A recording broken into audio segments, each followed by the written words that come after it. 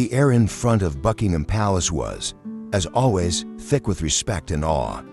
The centuries-old stone walls, the iron gates, and the red uniformed Queen's Guards stood in all their glory, symbols of British pride and tradition. The crowd of tourists was slowly growing. Phones were raised. Children, full of curiosity, asked, "Will they move?" But that day wouldn't be just another ceremony. From the back of the crowd, a man stepped forward. Dressed in a plain black t-shirt, with sharp features and a rigid stride, he immediately drew attention. His name was Daisuke Tanaka. Born in Japan, he had moved to London with his family at a young age. At just 8 years old, his father enrolled him in karate. Years of discipline shaped him into a black belt martial arts master. But Daisuke wasn't just a fighter, he was a rebel spirit, constantly questioning societal norms. That morning, Daisuke came to Buckingham Palace with one goal: to send a symbolic message against blind obedience to tradition and authority. And he intended to do it right in front of the Queen's Guards. At exactly 12 p.m., the changing of the guard began. The crowd held its breath. The new guards marched in synchronized steps, preparing to take their positions. Daisuke stepped forward, walking past the tourists, and into the open path. Security called out, "Please step back." But he didn't hear or didn't want to. Every eye was on him. People expected provocation, but no one knew how far he'd go. He stopped right in front of an approaching guard. The young guard kept walking, expressionless, unfazed. Then Daisuke paused. He pulled his right foot back and raised it high, and in that moment, right in front of everyone, the black belt fighter suddenly launched a swift, powerful kick at the Queen's Guard. The black fur of the guard's bearskin hat fluttered slightly from the impact. Silence fell, then came a woman's scream. A few phones hit the ground, but the most unexpected part was the guard's reaction. He didn't flinch. Trained and disciplined, the guard immediately shifted into a defensive stance. His left foot slid back, balancing like a martial artist. Without breaking his composure, he stepped forward with a single push, striking Daisuke in the chest and forcing him backward. Daisuke stumbled several steps but didn't fall. The two men locked eyes, and for a moment, the entire square was silent. Only the British flag could be heard rustling in the wind.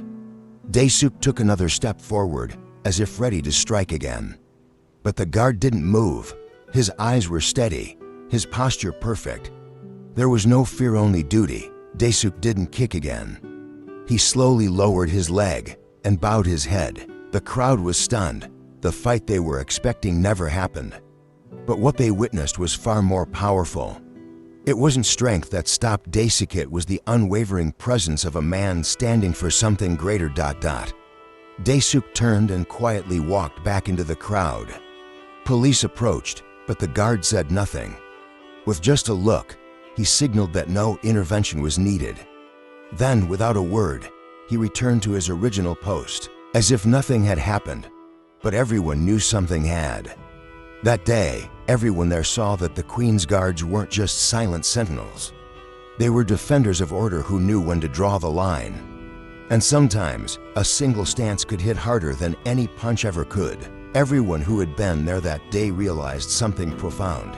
The Queen's Guards weren't just silent statues in red. When duty called, they could draw invisible lines that even the boldest wouldn't dare cross.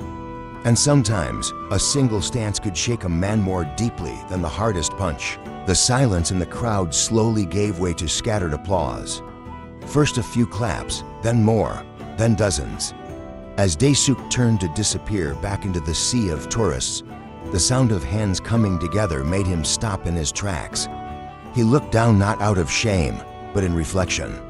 What he had encountered wasn't brute force. It was something stronger, conviction, dignity, and something he hadn't expected: to feel respect. When the police approached him, he didn't resist. The incident would be investigated. He'd be questioned, but none of that mattered now. Because everyone who had witnessed the moment carried one memory: a man known for fighting, backing down. Not from fear, but from something greater. Within minutes, footage of the confrontation spread across social media. Headlines flooded the internet. karate master humbled by royal guard. He didn't flinch. Discipline versus rage. People weren't just watching a physical clash, they were watching a moral victory. The next day, newspapers across the country ran with the story. Some called it a testament to British discipline. Others focused on Daesuk's transformation. But the heart of it remained the same. A man had started with violence, but ended with a bow. Daesuk was released. No charges were filed. The guard had made no complaint. He had simply returned to his post, unmoved, unshaken. But for Daesuk, the real consequence had already played out in front of thousands. The defeat he experienced in silence, in the unwavering gaze of a man who never raised his hands. A week later, the crowds were back outside Buckingham Palace, eager as ever.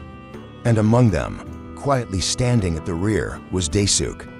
He wasn't wearing a GI or anything to draw attention. Just a plain black t-shirt with simple white letters across the chest.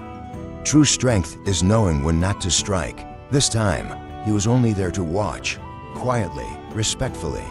As the guards resumed their silent post, Daesuk lowered his head in a soft nod.